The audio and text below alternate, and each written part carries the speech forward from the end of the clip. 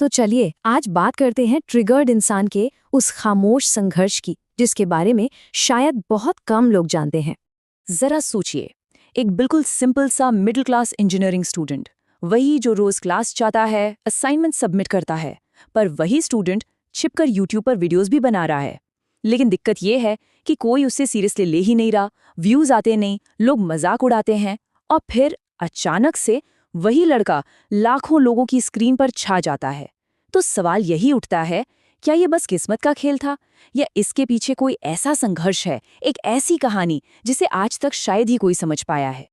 Triggered इंसान यानी कि निश्चय मल्हान आज के टाइम में इंडिया के सबसे पॉपुलर कंटेंट क्रिएटर्स में से एक हैं, ये तो हम सब जानते हैं। उनके वीडियोस पर मिलियंस में व्यूज आते हैं, उनकी फैन फॉलोइंग जबरदस्त है।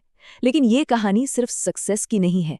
असल में ये कहानी है एक खामोश संघर्ष की, एक ऐसी जर्नी की जहां फेलियर ने बार बार दरवाजा खटखटाया, डाउट्स ने घेरा, और एक टिपिकल मिडिल क्लास सोच हर कदम पर उन्हें रोकने की कोशिश करती रही।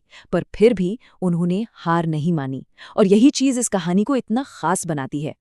पर देखिए, उनकी कहानी को ठीक से समझने के लिए हमें उस समय में वापस जाना होगा जब YouTube को करियर का ऑप्शन समझना भी एक मजाक लगता था।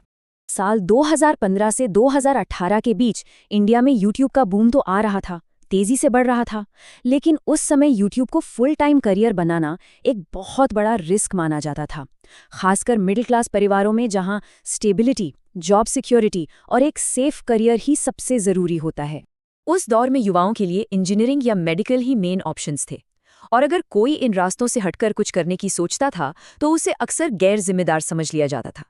ठीक यही वो माहौल था जब निश्चय अपने कॉलेज में थे, एक आम इंजीनियरिंग स्टूडेंट जिनका पूरा फोकस प्लेसमेंट और एक अच्छी नौकरी पर होना चाहिए था। लेकिन उनके अंदर कहीं ना कहीं एक क्रिएटर छिपा हुआ था जो बस बाहर आने का इंतजार कर रहा था। और बस यहीं से निश्चय के शुरुआती दिनों का वो असली संघर्ष शुरू हुआ, जहां उन्हें अपनी पढ़ाई और वीडियो बनाने के जुनून के बीच एक मुश्किल बैलेंस बनाना था। निश्चय मल्हान ने अपनी जर्नी बहुत ही सिंपल तरीके से शुरू की। उन्होंने YouTube पर वीडियोस बनाना शुरू किया, ज्यादातर रिएक्शन वीडियोस, कमेंट्री और ऐसा कंटेंट जिससे आम लोग, खासकर युवा, आसानी से जुड़ सके। लेकिन शुरुआत में उनकी वीडियोस पर मुश्किल से ही व्यूज आते थे, कभी 100 व्यूज तो कभी 200, और कई बार तो इससे भी कम।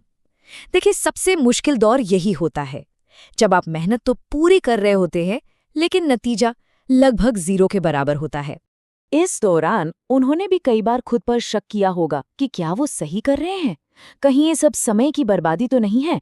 दिन में एक इंजीनियरिंग स्टूडेंट और रात में एक यूट्यूबर, ये जो दोहरी जिंदगी थी ना, ये बिल्कुल आसान नहीं थी। एक तरफ असाइनमेंट्स, एग्जाम्स, डेडलाइंस, और दूसरी तरफ कंटेंट क्रिएशन। ये सब मैनेज करना मानसिक तौर पर बहुत बहुत थका देने वाला था, और ऊपर से समाज और परिवार का दबाव भी धीरे धीरे बढ़ ही रहा था। अब इस कहानी का सबसे दिलचस्प हिस्सा ये है कि निश्चय को जो भी सफलता मिली वो कोई रातों रात नहीं मिली थी। ये एक बहुत ही धीमी प्रक्रिया थी, एक स्लो बर्न।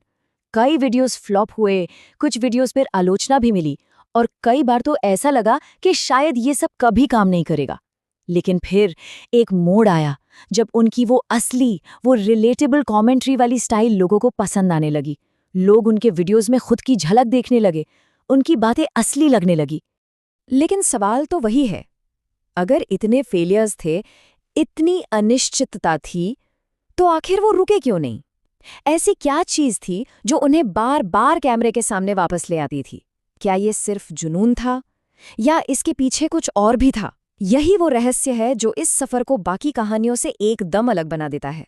तो चलिए अब कोशिश करते हैं उनकी इस सफलता के पीछे के कुछ संभावित कारणों का विश्लेषण करने की।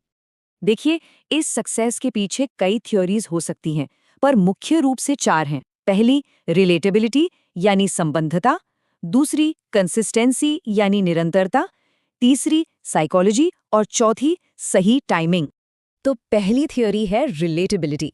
उन्होंने वो कंटेंट बनाया जो आम भारतीय युवा महसूस करता है, इसलिए लोग उनसे फौरन जुड़ गए।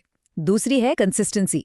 चाहे व्यूज आए या ना आए, उन्होंने वीडियो बनाना नहीं छोड़ा, और YouTube का एल्गोरिदम आखिरकार कंसिस्टेंसी को रिवॉर्ड करता ही है।